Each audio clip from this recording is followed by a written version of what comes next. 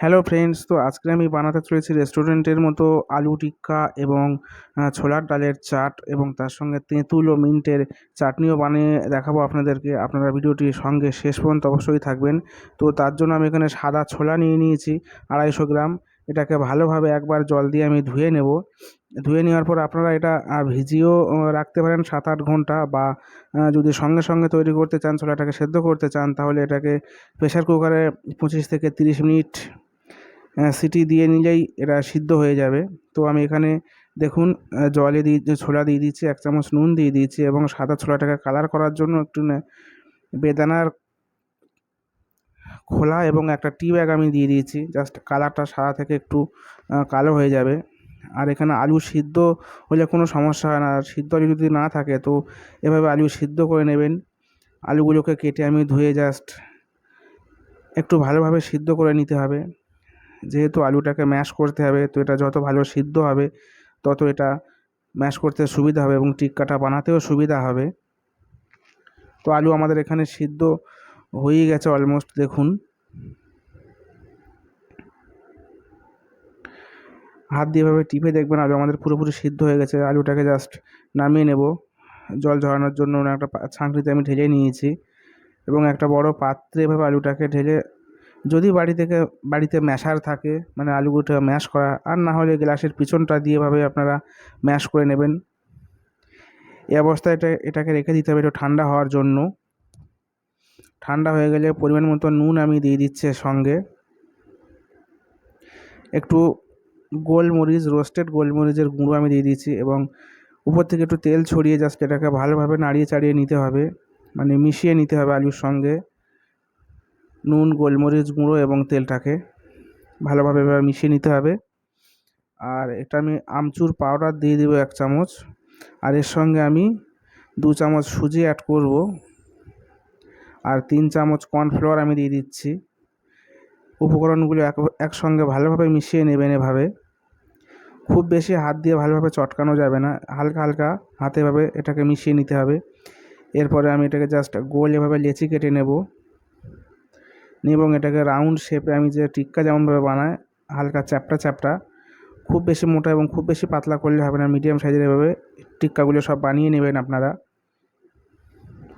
দেখুন, আমার সব টিক্কাগুলো বানানো হয়ে গেছে। এবারে কড়াইতে মিডিয়াম আঁচে তেল গরম করে তেলে আস্তে আস্তে টিক্কাগুলোকে ভালোভাবে ভেজে নিতে হবে উল্টে পাল্টে। তো আমি প্রথমে এখানে 4 পিস টিক্কা দিয়ে দিয়েছি। এটাকে একটু উল্টে পাল্টে এভাবে একটু উল্টে দিতে হবে। এক পিঠ একটু ভাজা হয়ে গেলে পরের পিঠটাকে ভালোভাবে ভেজে নিতে হবে। তো আঁচটা এই অবস্থায় পুরোপুরি মিডিয়াম থাকবে, খুব হাই আঁচ দিলে উপরে লাল হয়ে যাবে কিন্তু ভিতরটা হবে না। তো দেখুন, আমার টিক্কাগুলো পুরোপুরি ভাজা হয়েই গেছে। এভাবে আপনারাও ভেজে নেবেন, পুরো একদম আলুর চপের মতন দেখাচ্ছে পুরো। টিক্কাগুলো ভাজা আমার রেডি। দেখুন, আমি সব টিক্কা পুরো একদম ভেজে নিয়েছি। একটা ভেঙে দেখাচ্ছি, দেখুন কত মুচমুচে এবং ক্রিস্পি হয়েছে। এবং তেঁতুলের চাটনি বানানোর জন্য আমি তেঁতুলটাকে একটু গরম জলে আমি দিয়ে ভিজিয়ে রেখেছিলাম। দেখুন, এবার একটা ছেঁকনিতে দিয়ে আমি এটা ছেঁকে নিচ্ছি, জাস্ট আটি এবং আলাদা হয়ে গেছে। আর একটা 100 গ্রাম গুড় আমি কুচিয়ে এই তেঁতুলের মধ্যে অ্যাড করলাম। তেঁতুলের চাটনি বানানোর জন্য পরিমাণ মতো নুন দিয়ে দিচ্ছি, 1 চামচ আমি কাশ্মীরি লঙ্কার গুঁড়ো দিয়ে দিয়েছি, একটু কুচি কুচি করে রাখা আদা গুঁড়ো, রোস্টেড কসুরি মেথি 1 চামচ। এবার হালকা আঁচে এভাবে ভালোভাবে মিশাতে হবে এবং যাতে তেঁতুলের রসের সঙ্গে গুড়টা ভালোভাবে মিশে যায়। তো দেখুন, খুব হালকা আঁচে এটাতে মানে নাড়াচাড়া করতে হবে। পরিমাণ মতো নুন আমি দিয়ে দিয়েছি এবং একটু জিরের গুঁড়ো দিয়ে দিয়েছি পরে। আর পুরো হওয়ার শেষ পর্যায়ে আমি এটা চালমগজ 1 চামচ আমি দিয়ে দিয়েছি। চাটনিটা খেতে ভালো লাগে, চালমগজটা গালে পড়লে একটা খুব ভালো লাগে, সেই জন্যই। চাটনিটা আমার পুরো কমপ্লিট হয়ে গেছে। দেখুন কত সুন্দর কালার হয়েছে তেঁতুল এবং গুড়ের যে চাটনি। আর এইদিকে আমার ছোলাগুলো পুরো সিদ্ধ হয়ে গেছে। দেখুন, সাদা ছোলা থেকে পুরো কালারিং হয়ে গেছে। এই বেদানার খোলাগুলো দেওয়ার জন্য, টি ব্যাগটা দেওয়ার জন্য। তো আপনারা এই ট্রিক্স ঘরে ইউজ করতে পারেন। সাদা ছোলা হলে এগুলো অবশ্যই দেবেন। তো দেখুন, ছোলাটাকে আমি জল ঝারিয়ে নিলাম। জলটাকে ফেলে আমি দেবো না, ওটা পরে কাজে লাগাবো। তো প্লেন একটা কড়াইতে আমি ছোলাগুলো নিয়ে নিলাম। পরিমাণ মতো নুন আমি দিয়ে দিচ্ছি, 1 চামচ কাশ্মীরি লঙ্কার গুঁড়ো, আমচুর পাউডার 1 চামচ, জিরের গুঁড়ো 1 চামচ, কসুরি মেথি দিয়ে দিলাম, একটু গরম মশলা।